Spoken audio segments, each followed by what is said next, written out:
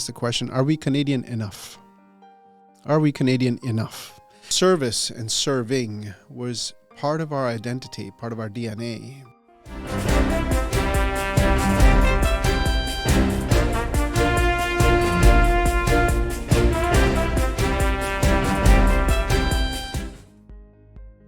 Welcome to PSS BizVerse. Today we are honoured to be joined by Senator Baltej Singh Dhillon, a retired senior RCMP officer and a nationally recognized leader whose life work has been defined by faith, service and courage. In 1991, Senator Dhillon made history as the first RCMP officer allowed to wear a turban, a moment that helped move inclusion from principle into practice in Canada.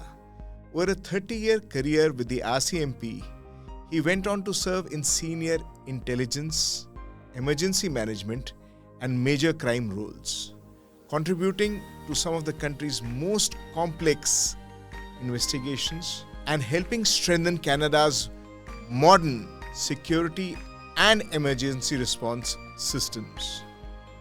In recognition of his extraordinary service, Senator Dhillon has been honoured with several national and community awards, including King's Coronation Medal, Queen Elizabeth II's Diamond and Golden Jubilee Medals, as well as Honorary Doctor of Laws. These degrees are from McMaster University and Kwantlen Polytechnic University. In 2025, he was appointed as a member of the Senate of Canada. We are truly grateful for his time today and look forward to an insightful conversation on the leadership, security, inclusion, and the Canadian story that is evolving today. Senator Dhillon, welcome to the show. Thank you very much. Thank you for having me.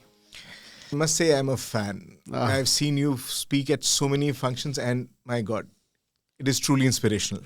Very grateful. So for our viewers, Senator, can you please tell us something about your early years? So early years, born and raised in Malaysia. That is where most of my formative years were spent. I was 16 before I came to Canada. My early years consisted of, learning about my faith, learning about my culture.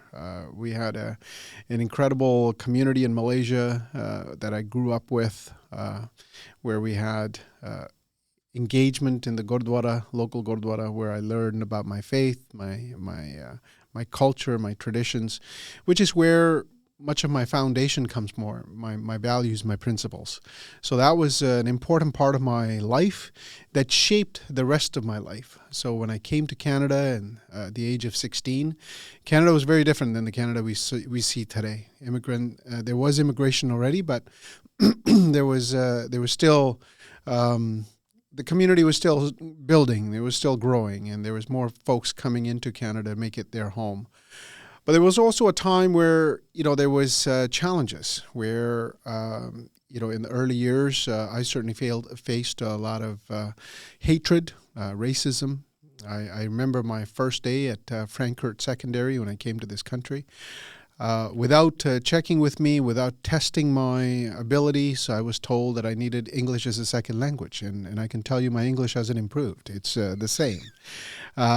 Probably worse today. And so those kinds of systemic issues that continued to make newcomers into this country feel less, or some of the issues and challenges that I faced and many of us faced during that time. But there were also opportunities within that to help build a nation in a Canada that was more inclusive, more welcoming, built on the skills and abilities of the folks that decided and chose to come here to make it their new home. So I'm grateful for it all. My early years, I have fond memories of that because that is when I had opportunity to learn from my first role model, my father, because of whom I have been able to maintain my identity. And when the question came on whether it was my identity or work, it was not anything that I needed to debate or have a personal discussion with. was already set.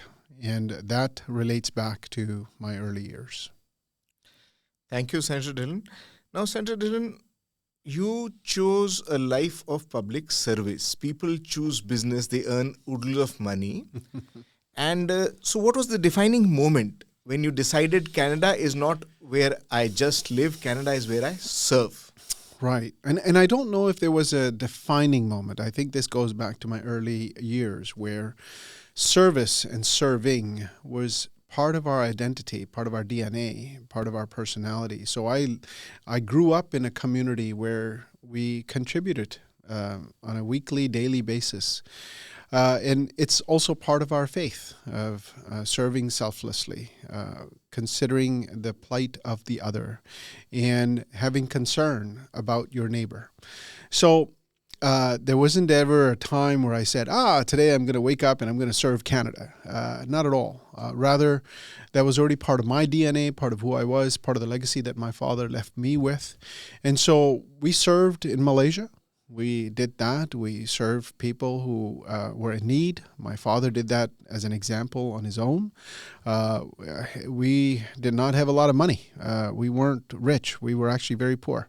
But that never stopped him from giving money to others who were in worse condition. And that translated, and that was also part of the community. We served at the local Gurdwara. We would prepare food for folks that were having a difficult time in their lives. And we would have a lot of people come on Sundays and take food home from the Gurdwara. So we were never only just preparing for our community. We prepared for anybody that was there. So that came with me. That was part of who I was and am. And so when I came to Canada, we continued with that work. I continued to work in the community here. I volunteered in different roles. And even when we first started out, my first job was picking berries with my family.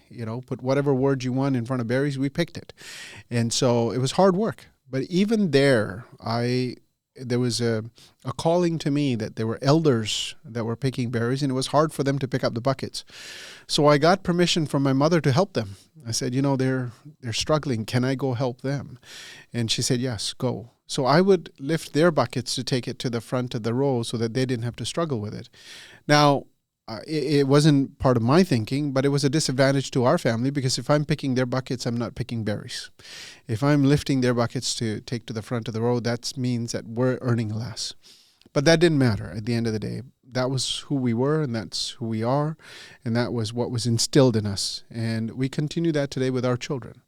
So service is not something that you wake up looking to do. Service is something that you grow in you. Service is something you commit to. And it is as small as walking in the parking lot from your car to a building and seeing a piece of garbage on the floor, on the ground, and picking that up and throwing it and putting it into the garbage can, to everything to serving in a Senate. Service is service. That is truly inspiring.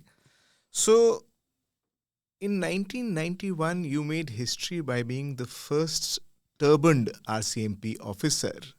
Did you at any point of time feel any pressure to choose between your faith and your job?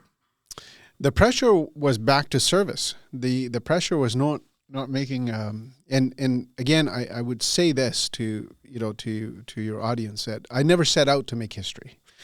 I set out to serve. I set out to join the RCMP and become a police officer. And it's also important to know that I didn't just apply to the RCMP. It wasn't a dream of mine to become an RCMP officer. It was an interest of mine to become a police officer. So I applied to the Vancouver City Police, the New West Police, the Delta Police, every kind of law enforcement agency there was, I applied. Because the interest was to serve in that role. And the RCMP was one of those agencies. And that didn't come, again, as a chance. It was because I volunteered with the RCMP in Surrey. I came to understand that there was a gap when I would go on a ride-along or with other police officers, and we would attend to different calls in the community.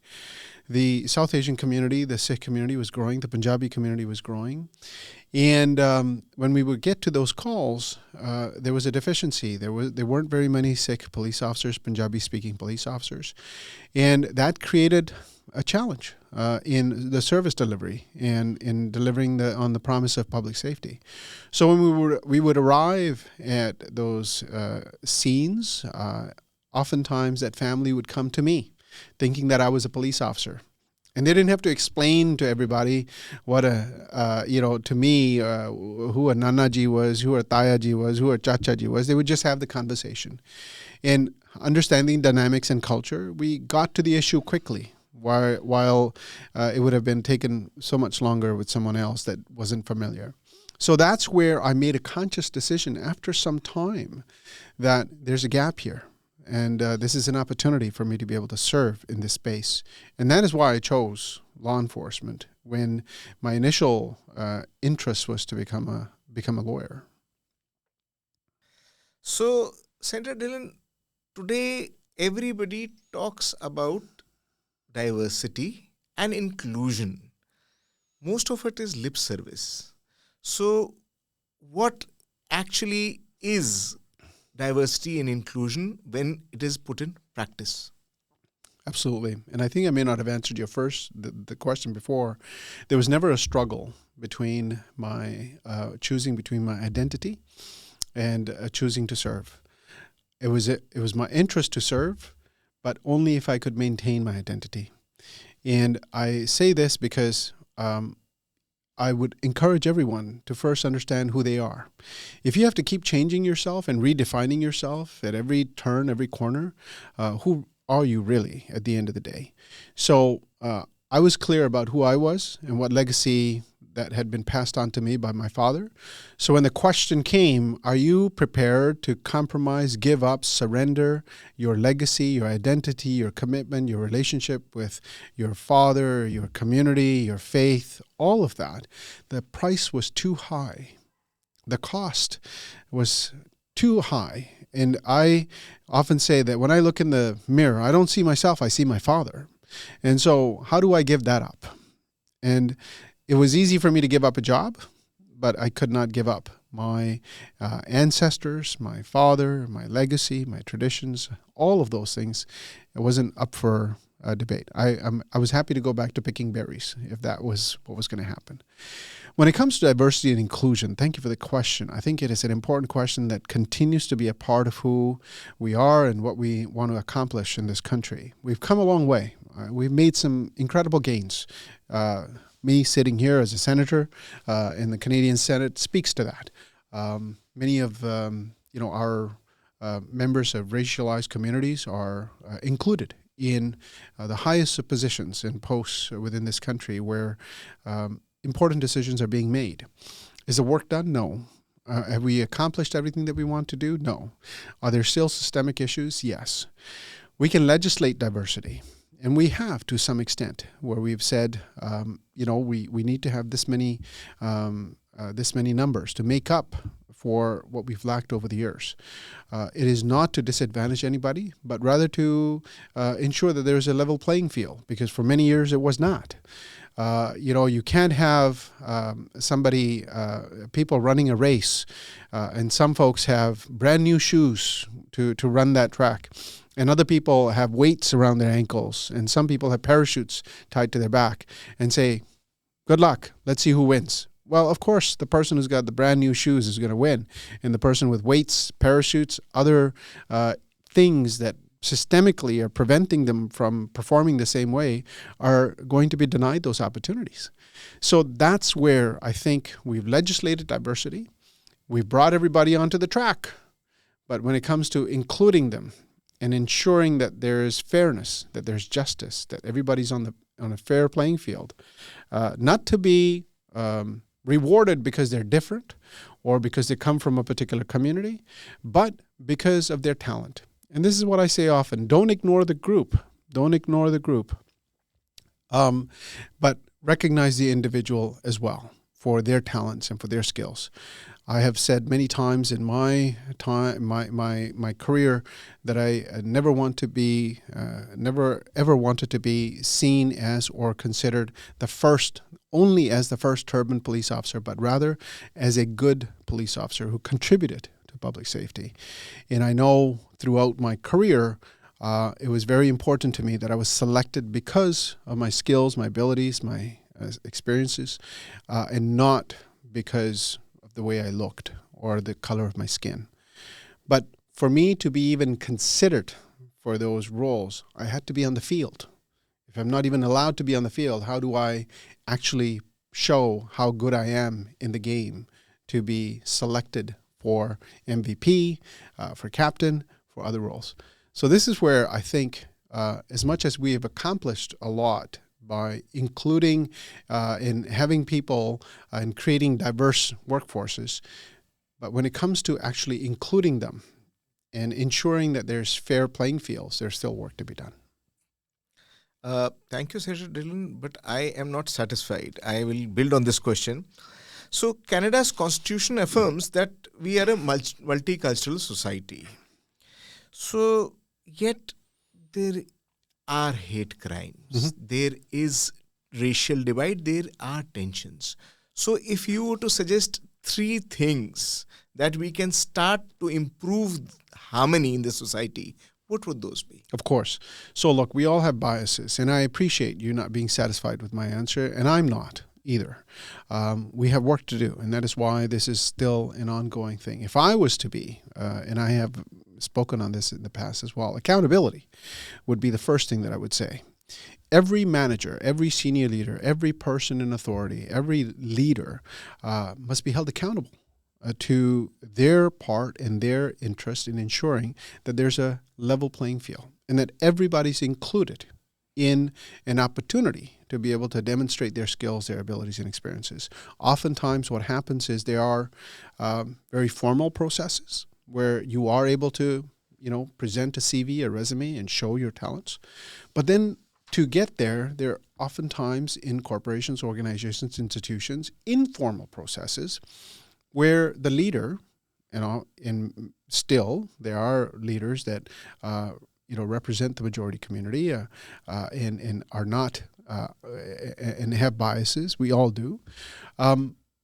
Make subjective, not objective, make subjective decisions on who gets the opportunities, who is given the challenges, who is given a place to shine.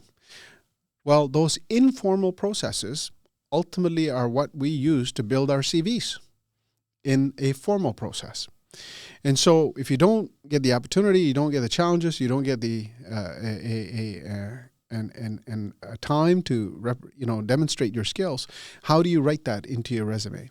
So that's where I say accountability is important. Every manager should be held accountable on ensuring that they are meeting their inclusion commitments, and they are tasked. When I hire, and I have hired people in the past, I ask that question. Give me examples of how in your previous life as a manager, you promoted inclusion in your team. What did that look like? And I'm particularly interested in how and what processes they put in those informal settings where they challenge their own biases, they challenge their own, interest in people that we like within the team. And that's just natural. That's who we are as people. We'll like somebody more than another. And that's why process is important. That would be the first thing. The second thing is investing. Investing in our education, investing in ensuring that we have civic education in our schools, finding opportunities where our children can work together, and through that, learn about each other and get past some of the biases, some of the racism, some of the things that divide us. And we often say this, that children, when growing up, they don't see, they don't practice racism. It's something that we teach them. It's something that we impart on them. So where they spend a lot of their time is in school. And we have an opportunity in school to break down some of those barriers, break down some of that ignorance, some of the stereotypes, and investing in civic education would be important. We did that in Malaysia. We learned about each other. We learned about each other's, and I know we're doing a lot of that now, but I think more can be done there. And finally, I think it is important that you spoke about hatred, you spoke about division. that we also have tough laws. We have strong responses to hate-driven crimes, and we have strong and quick and swift voices that stand up against that from people like myself, who is now a parliamentarian, politicians, leaders in the community. And allyship is important, that when those events occur, we have strong voices, people from every community standing up, because an attack on one is an attack on all. So if that's the Canada we want to build, if that's Canada that we have visions of and dream of, that we're all seen as equal partners in this country, and there's no different levels of citizenship, there's only one citizenship, then we must stand up for each other. And so I am excited about bills that are coming through around hatred. I have advocated in the past that hate crimes should not be left to the police to determine if there's a charge or not, that they should be. Every hate crime should be escalated to Crown Counsel for their review and for charges to follow. And then there should be the same amount of attention and effort put on the sentencing side as well, that there's a clear message that we will not tolerate this type of behavior against each other, against another Canadian in our nation. So I'm looking forward to some of those bills coming forward. I'm certainly supporting them, and I've spoken to them. I think, but those are the three concrete steps that I would take to your question. Thank you so much, Senator Dhillon. Now I want to jump into your personal life. Sure. You have had a very stressful career. Law enforcement, now you're into legislation. Sure. But I always see you with a poise, a panache. Mm. I have never seen stress on your face. How do you manage? So let me give you the background. Sure. This is a business channel. We talk about business, and stress yes. is a very big killer among CEOs. We are finding a lot of very young people not being able to manage stress. Yes. And you are the picture of serenity. So I need your secret, sir. Well, thank you. I appreciate that. I don't know if there's a secret. The secret is very old. The secret is already out there. Look, I have a very consistent practice. So you can see that I'm a man of faith. I have a deep relationship with my faith, my teachings, my gurus, and that life. So I often say that there's two types of stress. There's bad stress and there's good stress, and I think we all understand that. Good stress reinvigorates. Good stress gets you up in the morning, excited. Let's take this challenge on. Bad stress can get you down. Bad stress can cause you all kinds of challenges, and PTSD, other things. That's having to see violence in the business world. There may be other ways that presents itself. But you have to figure that out. You have to process that in some way. So I continue to, I have PTSD. I suffer from that. I manage it. I've looked at things in my career that I would never wish on anybody. Children being harmed, people having lost their family members, having to work with young people and young children who've been sexually assaulted. I mean, those are kinds of things that don't leave you. They're there. They are demons that stay with you. So, but I have a practice. I spend an hour daily, every morning, sitting in prayer and meditation that sets me up for the day. And for me, that's a very small investment where I spend an hour for 23. So it's a 1 to 23 math, and I thought that's a pretty good investment and pretty good return, which gives me peace for the rest of the day. I invite good stress into your life. I often use this metaphor that if there's a piece of steel on this table, you will look at that piece of steel and say, what is that? But if you take that steel and put it in a forge and put heat to it, and then you put it on an anvil and beat on it, and you keep repeating that steel will turn into a sword. And that sword you can take into a battle and win wars. So are you ready to become a sword? That's the question. And if you are, then you have to go through that. No growth happens without resistance or challenge or difficult moments. So wherever and whenever, and I've said this before, you find yourself in a challenge and you're being tested, that is exactly the moment you should have a smile on your face going, I'm going to come out of this as a sword because this is the anvil, this is the forge, and I'll be stronger for it on the other side. The commitment you have to make is, are your values and your principles and the things that you are committed to intact? Because the minute you compromise your values, your principles, and your beliefs, then that's not the forge, that's not the anvil, that is just you collecting dirt and mud, and what comes out on the other side is a completely different thing. So making sure that whatever challenge you come across, whatever you're having to face, struggle, at that time, leaning on your values, your principles, your beliefs, and then moving through it. I've said in the past, and folks ask me, how did you manage a difficult life in the RCMP? And I said, compared to what my gurus and others that I connect with and have a relationship with went through, my journey, my issues, my things, my challenges are very small. That is really deep. So thank you, Senator Dhillon. Now my next question is, there are a lot of bright young boys and girls who are looking to join the RCMP. What is your advice for them? Amazing. Please do. What an incredible career ahead of you. Take that, if you're pursuing a career in law enforcement, whether it's the RCMP, I'm partial to the RCMP, given having spent 29 years in there and as a commissioned officer as well. I think the RCMP provides you and affords you a variety of different opportunities, challenges across this country and across the world. I would encourage that. We need good people. We need good men and women to be a part of the ranks and serve the community at large and serve Canada. We are looking for people who are of good character, people who live a life of principles, have strong values, and have proven themselves to be committed to serving the greater good. So if that's you and that's what you want to do, continue serving and show up. Show up at a time that is oftentimes the worst for the other person.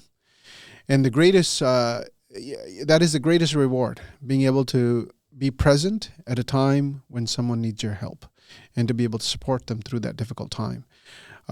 It's work that requires kindness, compassion. It's work that requires understanding and patience, but it's also work that requires you to carry some heavy stuff. But it is very, very rewarding. It is incredibly fulfilling, and I would encourage it. Senator, in 2013, you chaired a committee which focused on prevention rather than enforcement. Correct. So, imagine I am a young kid who is being online radicalized or feeling frustrated and looking towards joining a life of crime. What would you tell me in a minute to make me change my mind? Well, firstly, the fact that you're there already means that we've already failed you. That you're looking at ways to join and be radicalized, that means we failed in reaching you earlier. And that was the entirety of the work that we did, was about creating spaces where young people were included, young people were honored, young people were respected, young people had opportunities to grow skills, abilities, and experiences. And they were joined in the community. They understood more about themselves and created a strong foundation of values and principles. And if you have that idea of being radicalized or actually being open to being inducted or invited into a gang would never come your way. It will never be a part of that thinking, and I've never been invited to be a part of a gang. There are many young people, and we have research to show this, because they have strong values, they have strong beliefs, they have strong principles, they're active in their community, they have strong practices, a strong family structure, that those elements will never even approach them, will never even consider them, because they know that it's not going to work. So in a minute, this would be the message, not for the youth, but to parents, that to avoid our children from falling into that life, we must take an active role in ensuring that they are strong enough and resilient enough to say, when that time comes, I'm not interested. Beautiful. So you have been appointed to the Senate of Canada in 2025. Yes. And after decades of law enforcement, you must have seen gaps. When you work in a particular thing, you understand it better than the rest of the world. So what would be your number one priority as a legislation after being in the Senate? Thank you.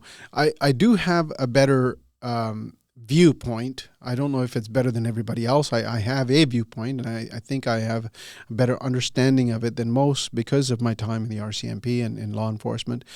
I don't know if it's a legislation that we require. There is legislation coming to, both enhance the Criminal Code of Canada and provide more tools to law enforcement, and that'll give them opportunities to further their commitment to public safety. But the work that I'm doing now, and I've started it already, is around really consolidating and creating a comprehensive approach to organized crime and gangs and transnational crime.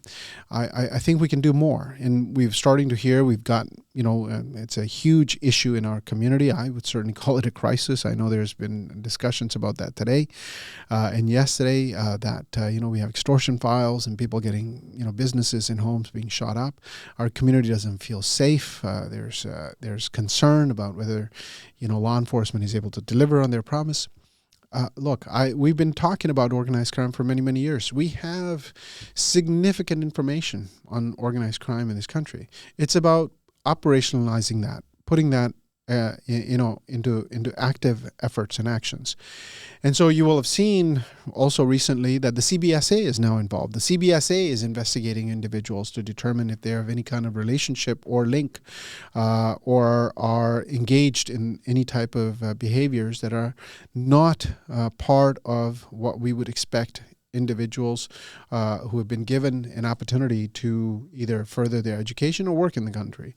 And if that happens, their status is being revoked. I think that's just one example. I think there are many other ways that we can, aside from the Criminal Code of Canada, aside from taking people to court, put in place opportunities and options that will deter other people about thinking in joining. For example, joining organized crime or gangs. And for example, we seize firearms from vehicles and people on a daily basis. Well, I have started to talk about, and I think there's interest in doing this, which is to when somebody is transporting a firearm, an illegal firearm, that and they are that firearm seized from their vehicle, that driver should have their driver's license revoked. Because as citizens and as members of a community, we have a social contract. And that social contract says that, I think you're allowed to have a driver's license so that you can further your employment, your education, have a livelihood, and bring home to your family, what their needs are, and provide for them. It's not for transporting an illegal firearm that has only one use, which is to incur violence on someone else. So in that instance, for me, it's very clear that is not the privilege that was given to you as a British Columbian, as a Canadian, to be able to drive, is being misused, and we should remove that privilege. We should take that away. So that's just one example of many things that we can do, and that's what I'm advancing now in partnership with the province, with the federal government, and also at the municipal level. Thank you, Senator. That is really nice, because we need to be back to the Canada that we were, a safe, calm place. Agreed. So, Senator, President Kennedy once said, ask not what the nation can do for you, ask what you can do for the nation. Now, these are times of crisis. We have threats from south of the border. The economy is taking a hit. So, if you were to spell out for the young generation what they can do now that can actually help in nation building, what would that be? Fantastic. So I ask a similar question, President Kennedy, but in a different way. I ask the question, are we Canadian enough? Are we Canadian enough? And not in a way that questions are because we're racialized communities or anything. No, but rather as part of our commitment to this country and to a response to your question, what more can we do for Canada? What more can we do individually to stand together? Well, look, firstly, let's stop with dividing each other up. Let's not hate each other. We're all Canadians here. So let's work with each other. Let's first honor the other person, recognize that regardless of our color, our skin, the color of our skin, our creed, our race, our religion, our background, that we're Canadians, first and foremost. If we can't get over that part, there's very little that we're going to be able to do this for this nation, because we have to work together to make this nation the strongest it can be. And then after that, I think it's about finding opportunities wherever you are to do whatever you think would be helpful in ensuring that we create solidarity, that we work together, create conversations, help the other person understand you better. And when we do that and we're like-minded, we can debate issues all day long. We can disagree on things all day long, no problem. But we will never grow as a nation. We will never go further. We will never build this nation for all of its strengths and opportunities if we continue to judge each other based on skin color, creed, race, religion, culture. So, for individuals, for young people, for the community, move away from hatred. Move away from your ignorance. If you don't know, ask. Sit down, have a coffee. Learn about your neighbor. And then have those difficult conversations, have those tough conversations. Health is an issue. Public safety is an issue. It is not because of one group or one community or one person or one individual. You know, it doesn't matter what the color of skin is or what their culture is or where their background is. A criminal is a criminal. I have investigated people from all backgrounds. It is, and I've said in the past, if it was my own family member, I would still investigate them the same way. So it's about ensuring that we align ourselves to the Constitution, to the Charter of Rights, recognize that we're all Canadians, and then we can have the difficult discussions and debates. But starting point has to be that we respect each other and make space for each other. Beautiful. So we are at the end. So I have one last question to ask you. You have a lot of legacy as a husband, as a father, as a grandfather, as a Canadian, as a senator. So can you sum up in one short verse or a couple of sentences what you want to leave as a message for the future generations? Well, I would say where we started from. Service. Give of yourself. Everything that I have today, everything that I've accomplished, everything that I've been, you said about me, all that has come from service. So don't seek out offices, don't seek out promotions, don't seek out different things. Seek out places where you can serve, where you can be your very best, and the rest of it will come. That is exactly my message to my own children. When they worked, my older daughter worked at a gas station. I said, this is the most important job. So hustle. Go there 20 minutes early. Don't leave until 15 minutes after. If they ask you to do 3 things, do 10, because you'll be remembered for it. And that will build on itself. And that's what I say to every young person. Take notice of who you are from the time you step outside of your home to the time you get back, and do your very best to be your very best. And tomorrow is another day to reflect on how you could be better. With that, I think there's nothing that you cannot accomplish. Beautiful. Thank you so much, Senator Dhillon. It has been an enlightening conversation with you, and I hope that our viewers can take pointers, especially from that 1 hour to 23-hour equation. Thank you, Senator. Thank you so much. Thank you very much for having me. It's been a pleasure and an honor. Senator Dhillon, thank you sincerely for your time and for sharing your journey and the insights with us today. From breaking barriers in RCMP to continuing your service in the Senate of Canada, your life reflects faith, service, and courage in action. Your calm leadership and deep commitment to Canada are truly inspiring. And I know that our viewers will take away a powerful lesson from today's conversation. Subscribe and share the channel to help us continue bringing to you conversations like this with leaders shaping the future of Canada and its business. Senator Dhillon, it has been an honor. Thank you so much for your continued service. Hit that subscribe button and turn on notifications so you never miss an update.